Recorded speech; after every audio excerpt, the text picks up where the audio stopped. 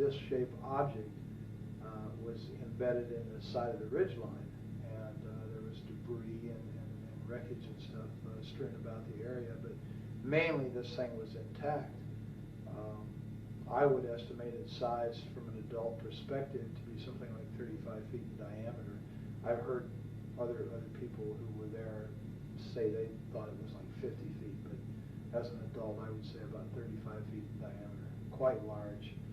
When we got up to it, there were 4 bodies there, not human. There was 2 of them who were obviously dead. One of them was obviously very badly injured, and one of them that apparently suffered no ill effects, or didn't appear to be injured, and was ambulatory, was mobile. I was just sitting there next to the one that was still alive that appeared to be dead. Were they right next to the vehicle? Right next to it, right under the edge of it. And this craft had apparently come in from the east, bounced off one ridge line, went plowing through this arroyo area, and then crashed into the ridge line and embedded itself. And they were sitting back under the edge. It was kind of tilted up like this, and they were sitting back under the edge here. And I'm assuming that this one creature that was all right had laid this material on the ground, but it looked like unrolled tinfoil that these other 3 creatures were laying on, like it was trying to, like you do a person in shock, you know, put them on a blanket, kind of a thing. And apparently it had some boxes there around it, and had apparently been trying to give first aid or help these other creatures when we first got there. And as we approached, the creature drew back like this, like it was in fear of us, like we were going to hurt it. And it wasn't very long, you know, trying to communicate with it. The adults were. It seemed to calm down and just sat there and kind of looked back and forth, watching them, apparently trying to figure out what was going on. Like, what did it look like a little bit more? These creatures, all of them were about 4 foot tall, 4.5 feet tall. They had very large heads that were shaped larger on the top, and they kind of tapered down. Not to a real sharp point, but just tapered down to where they were thin. And they had very large, oval-shaped or almond-shaped, I guess you could say, black eyes.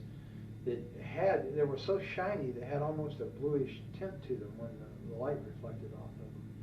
Their skin coloration, I think the best way I could describe that is kind of a bluish tinted milky white. It looked like someone in shock. And the ones that were laying on the ground were really looked more that way, more blue, How about ears, nose, mouth? No, there was no visible ears on the creatures, except like if you was just to cover your ear like this, to where there was just a rise there and then a hole, without your earlobe and the rest of the ear there. How about nose?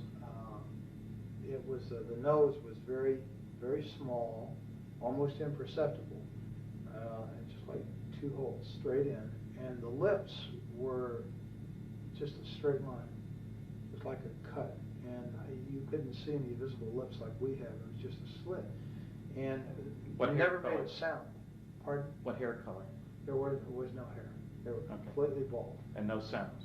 I never heard a sound one, not out of any of the creatures, including the one that was. Did you see fingers?